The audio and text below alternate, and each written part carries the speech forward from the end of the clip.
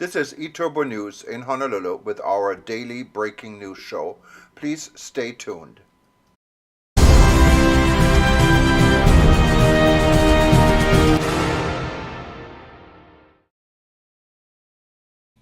Aloha and good day. My name is Jürgen Steinmetz, joining you from Breaking News Show in Honolulu, Hawaii.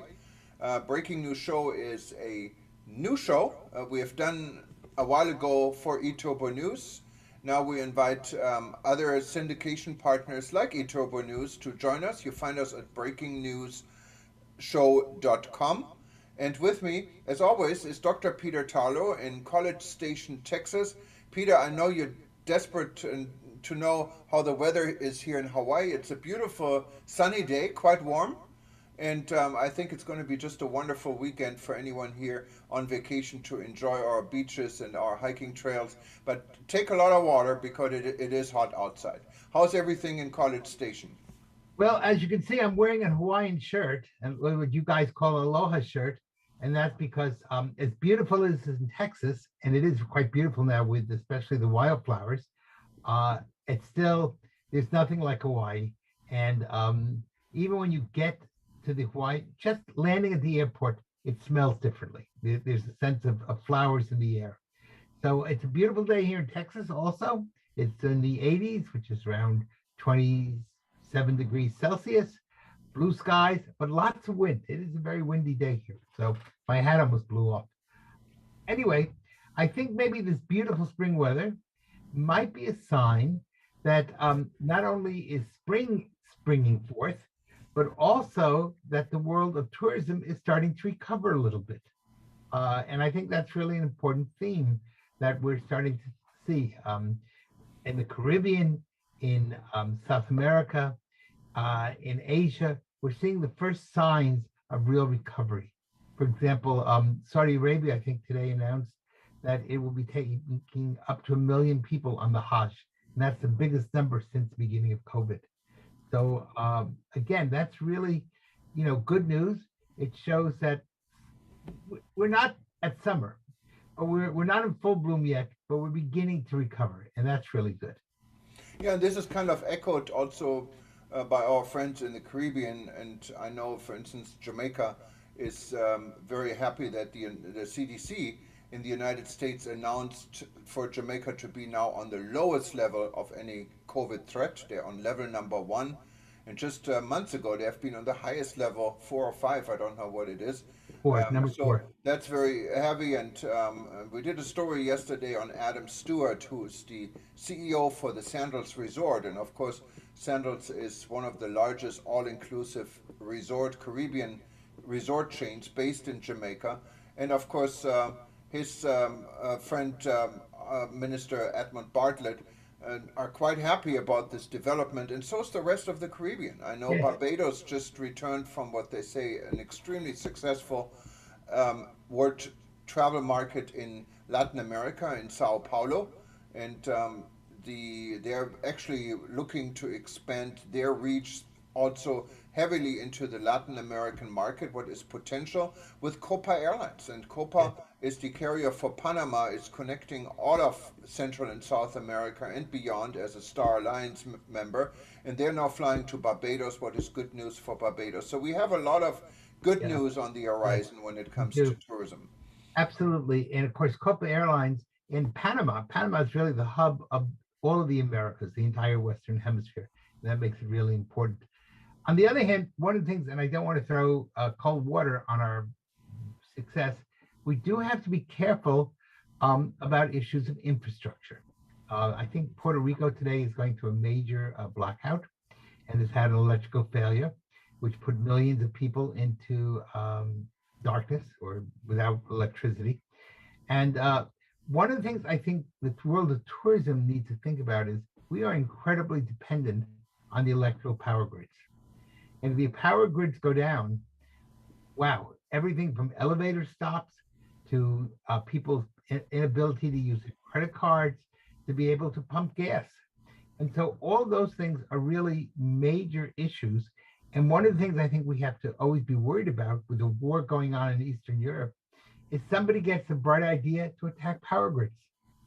And therefore, I think the world of tourism should be really pushing governments to make sure that we have the best protection possible against one, a cyber attack, but two, against an attack along our power grids. Because without electricity, the world of tourism cannot exist today. Yeah, it's not only the world with tourism. I mean, we're looking at hospitals, we're looking at essential Sure. infrastructure, police, and I mean, anything and everything is dependent on tourism and in our energy. So that is definitely a threat, especially now in times of very big uncertainties. And well, the travel and tourism industry, Peter, is trying to come together. Major industry will be meeting in Manila in about a week. I will be there. I'm looking forward flying to Manila. This is the World Travel and Tourism Council annual summit. The last summit, you remember, was kind of the first event Cancun. ever in Cancun, Mexico.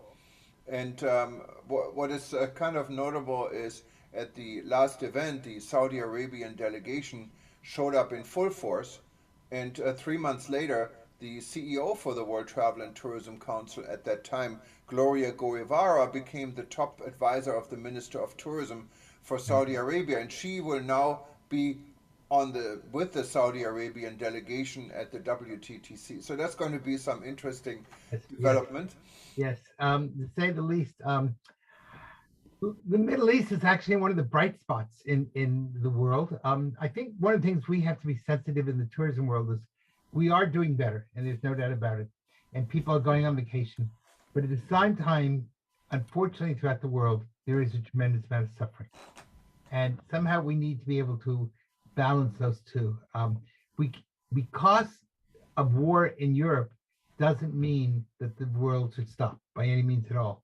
On the other hand, we cannot just go along our business and say, well, there's a massacre here and a massacre there, and we just can't really worry about it. It's not my business.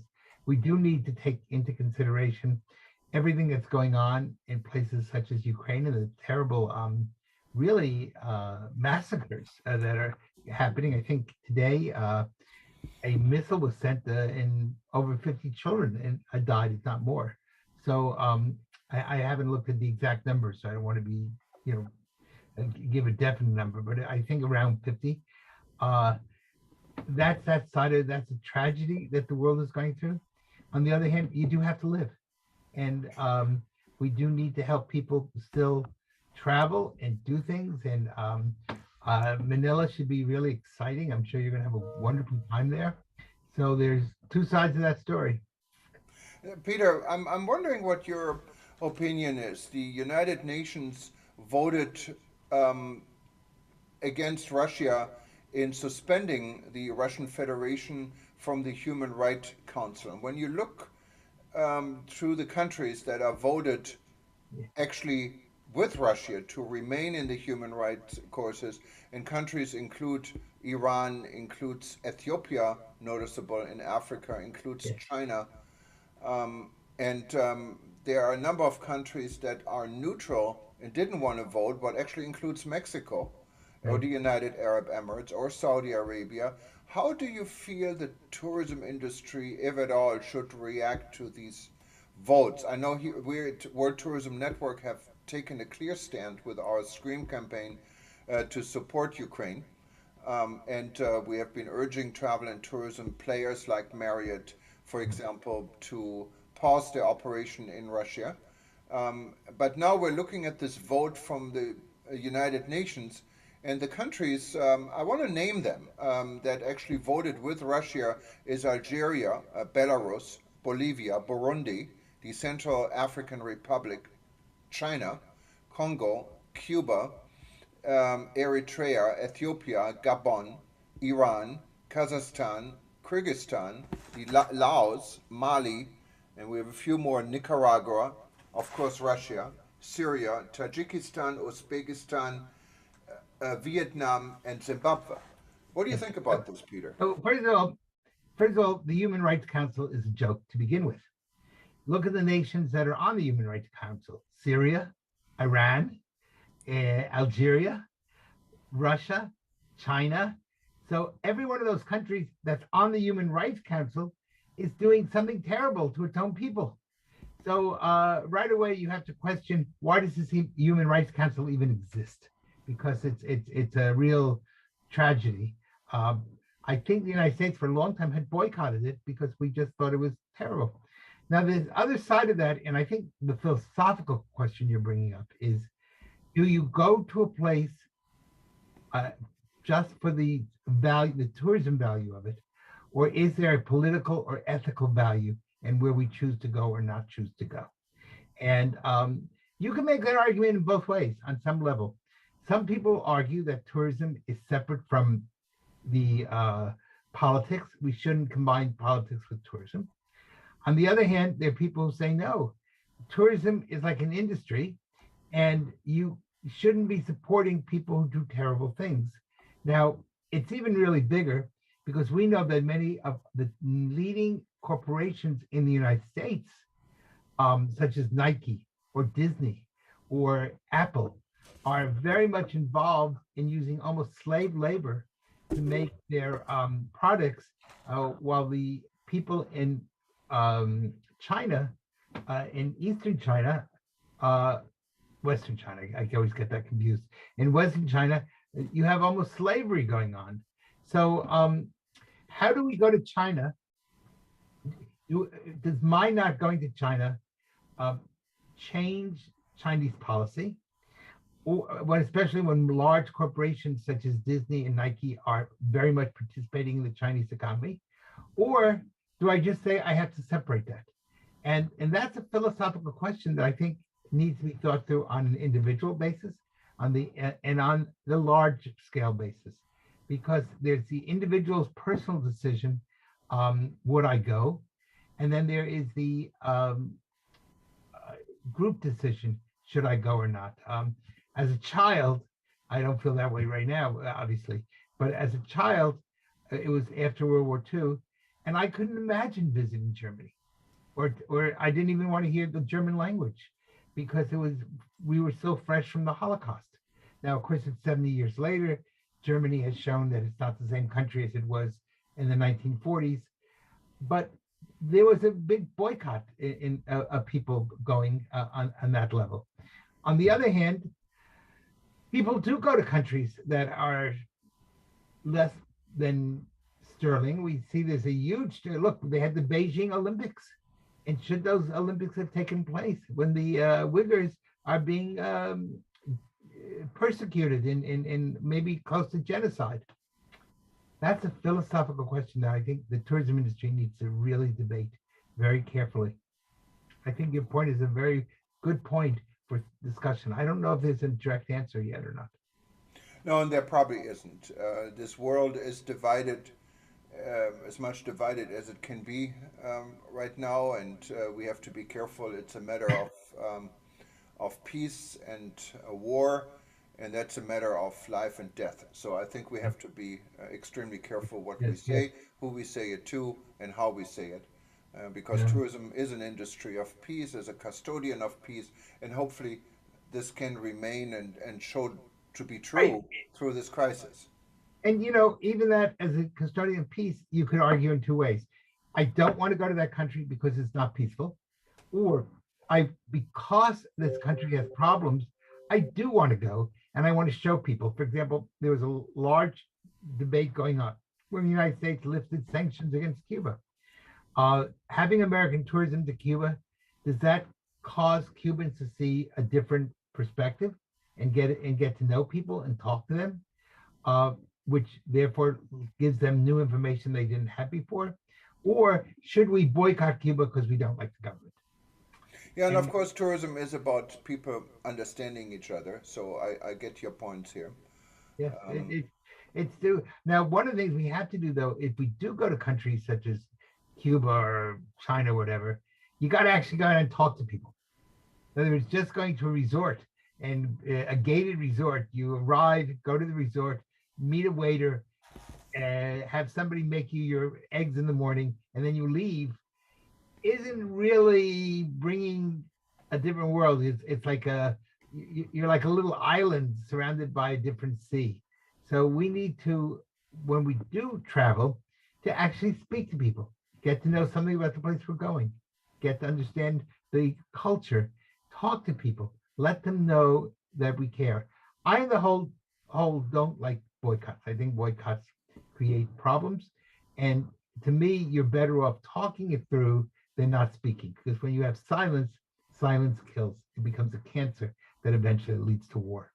Yeah, and talking about responsible tourism, it is important. The tourism industry in some destinations like our own here in Hawaii is shifting. The Hawaii Tourism Authority is putting a lot of emphasis in educating people before they arrive here about the Hawaiian culture. They want to be tourists to experience the Hawaiian culture, be part of it. I heard our friends in Barbados are on the same type of planning, and also in many other destinations, the fact of really getting people to know and to talk to becomes more and more important because you can go to any beach destination and enjoy the beach. That's kind of neutral. Right. But in going into different parts of an island or a destination and actually get to know people is something what really adds so much value to human interaction and understanding. Well, maybe that, we're now that we're beginning to come out of COVID and tourism is starting to bloom again, maybe that's something the tourism industry needs to think about. Maybe we don't want to just have isolated tourism as we had maybe in 2019. Maybe we need to offer new opportunities and new ways for people to experience human to human contact rather than just, I'm okay, here I am, I'm in Paris, I take a picture of the Eiffel Tower. No, I never need to speak to a Frenchman. I picture the Eiffel Tower, the Arc de Triomphe, and I go home. Maybe that's not where tourism ought to be going anymore. No, absolutely. And it's important actually to educate the younger generation, and not only educate, to prepare the younger generation to be involved in the travel and tourism industry and find a path. And with this, I wanted to introduce Professor Jeffrey Lipman. He's actually going to be talking about an event he's putting together in regards to climate change and the younger generation. Peter, let's give Jeffrey the microphone. It was nice seeing you today. We're going to see each other very soon. And for anyone who wanted to listen to or watch our breaking news show, you can now go to our new home, breakingnewsshow.com.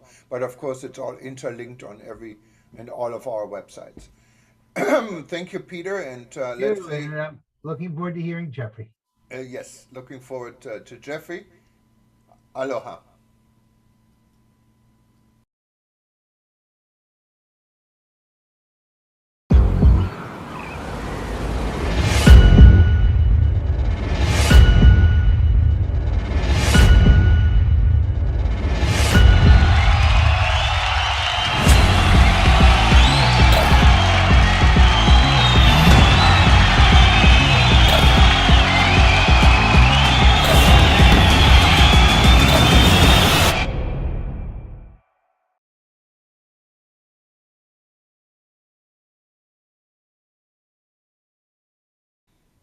Aloha, as we say here in Hawaii, and good morning.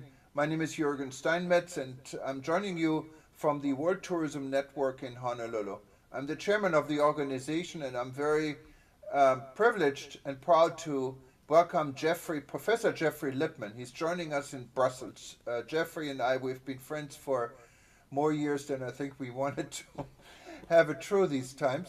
And he is the man who has been leading really the world tourism industry in regards to climate change with his chairmanship of an Malta-based organization, SunX.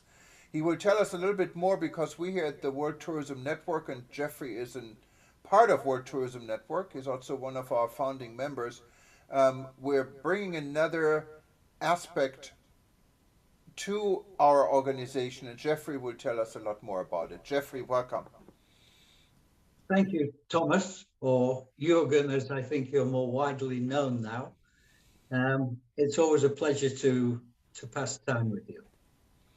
And I'm particularly pleased to be here today because I want to talk about a major conference we're having at the end of this month on the 29th of April, an online conference. and it's called SEYS, SEYS, and it's the Strong Earth Youth Summit. Strong Earth Youth Summit.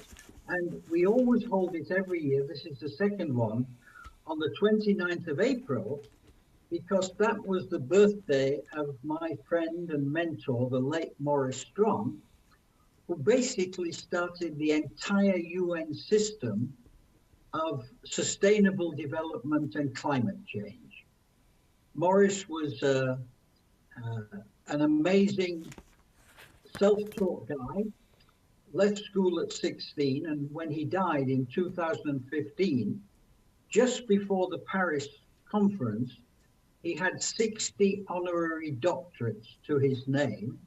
He had been the Secretary General of the 1972 Stockholm Earth Summit. It's its 50th year celebration this year in June, and he was the Secretary General of that. He then set up UNEP, the United Nations Environment Programme, and he was the first executive director. He took the first organization of the UN into Africa in Nairobi. And then he was involved in the Brundtland Commission, a founding member of the World Economic Forum Board. And in 1992, 20 years later, he was the Secretary General of the Big Rio Earth Summit. And the Rio Summit is the organization that produced the Convention on Climate, the Convention on Deserts, the Convention on Biodiversity, and from that came the UNFCCC, the climate agency in Germany. And then when all that was finished and he'd done everything, in 2000, he launched something called the Earth Charter as a compact between the planet and its people. And he did that with Mikhail Gorbachev, the former president of the USSR, who had a sustainable organization called Green Cross. So this guy did everything. And I knew him for the last 25 years of his life since I was at the Rio conference. We became friends, we became business partners in China. And he was just once in a lifetime human being. So we started last year an annual conference for youth because Maurice believed that it's the next generation. You know, he was a kind of old Greta Thunberg, and he believed that it's the next generation that will have to clean up the mess that our generation is leaving.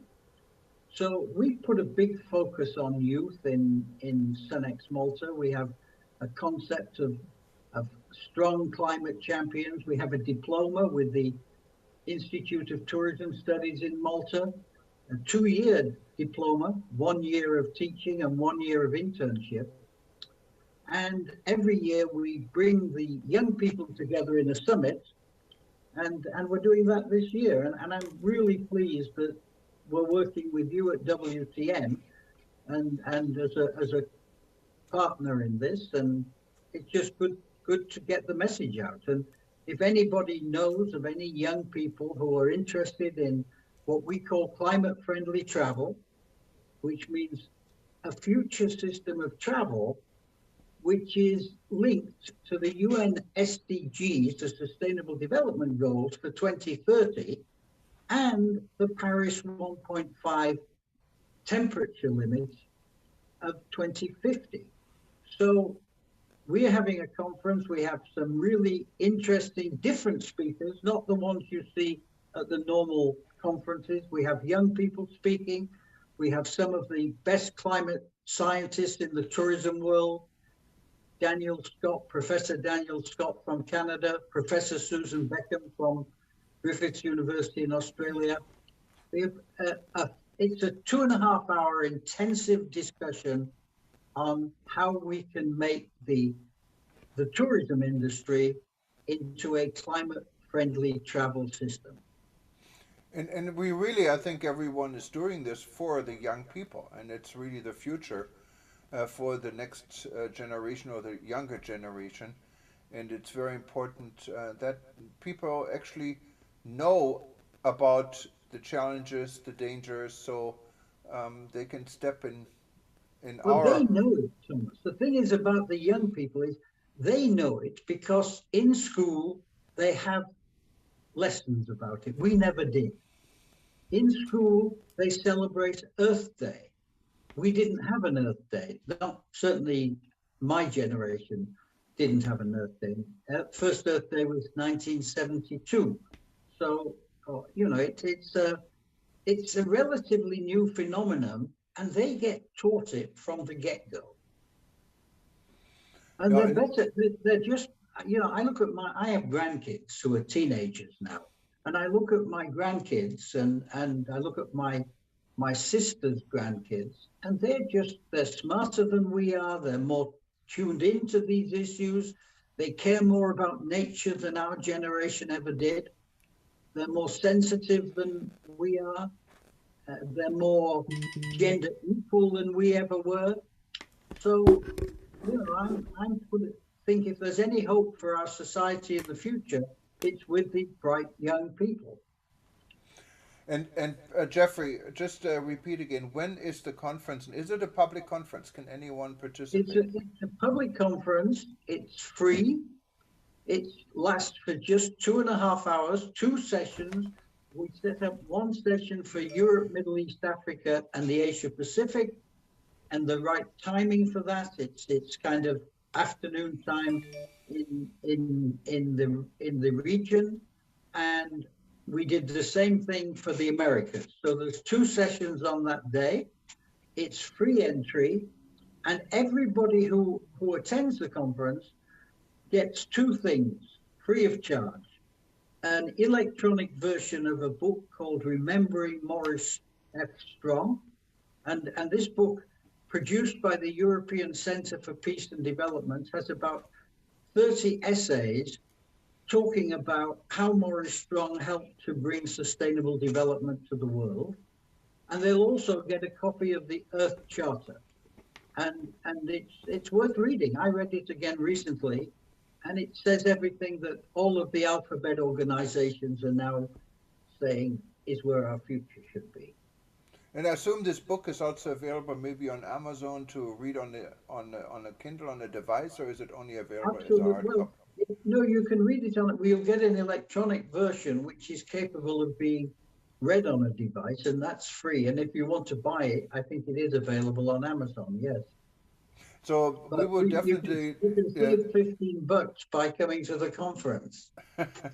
Absolutely. And if you wanted to know more about the conference, you will find it on World Tourism Network on WTN.travel. Just click on events, or you go to eTurbo News and click on events, and it will be listed.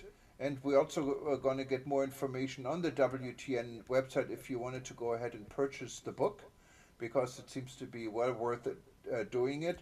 And I would encourage everyone to be part of this conference, and let us know after this how you found it and what you got out of the conference, so we can share it. Yeah, and even better, Thomas, if I may add one thing, encourage your kids to tune in, because we're trying to make this interesting. We have some cartoons in the breaks for kids.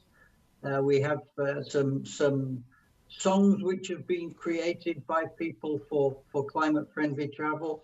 You remember Thomas Alston Koch, who was with us in Berlin at one of the ITB conferences. A Platinum Award singer has just sung the climate song that he created at the Dubai Expo, and he's going to be singing that song at the conference. So it's not going to be boring, usual conference stuff. The speeches, no speech will be more than 7 minutes, and it's all informative. Wonderful. We'll definitely be looking forward to it. And Jeffrey, maybe we can talk again after the conference and see what the next step is, how we can work with this with you, SunX, and the World Tourism Network.